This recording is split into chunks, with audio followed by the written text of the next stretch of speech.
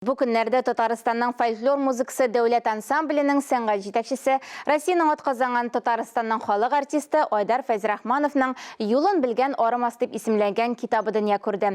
Әлеге китапта Айдар Фәйзрахмановның якыннары, замандашлары, сәхнәдәшләре, бала-чага, туган ягы турында язылган җылы хатирәләре урын алган. Китапны тәкъдим итү чарасыннан Динә Нәҗметдинова репортажы.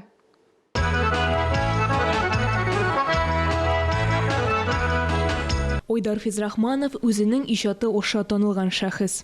Булачак музыкант, дирижер 1955 елның 30 гыйнварында Орча районы Урта Березе авылында 6-нчы бала булып дөньяга аваз сала.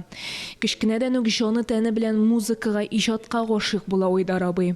Барлык хыялларын чынга ашырыр өчен Казан дәүләт консерваториясының вокаль факультетын тәмамлый. Башта Муса Җәлил исемендәге Татар дәүләт опера һәм балет театрында солист буларак хезмәт куя. Аннары Татарстан дәүләт фольклор музыкасы ансамбленең сәнгать җитәкчесе вазифасын башкара. Айдар Фәйзрахманов халык җырларын башкаручы буларак танылу ала.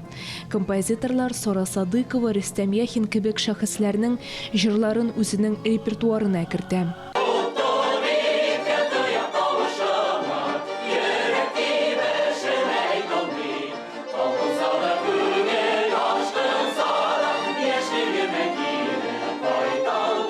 Бүгенге көндә китаплар нәшер итә. Россиянең атказанган Татарстанның халык артисты Айдар Фәйзрахмановның «Юлын белгән арымас» дип аталган китабы дөнья күрде.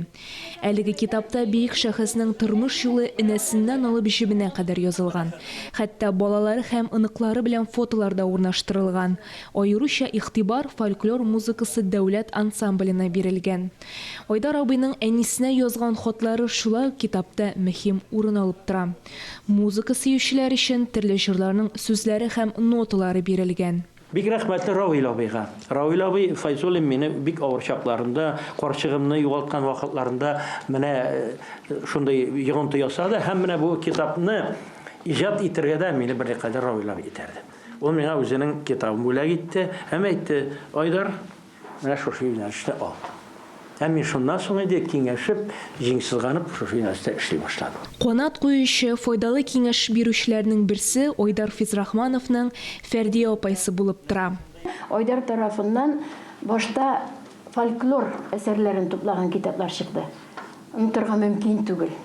Анда инде фольклор әсәрләре эшкәртелеп, нотага салынып, рәхәтләнегез дип бөтенесенә тәкъдим итте.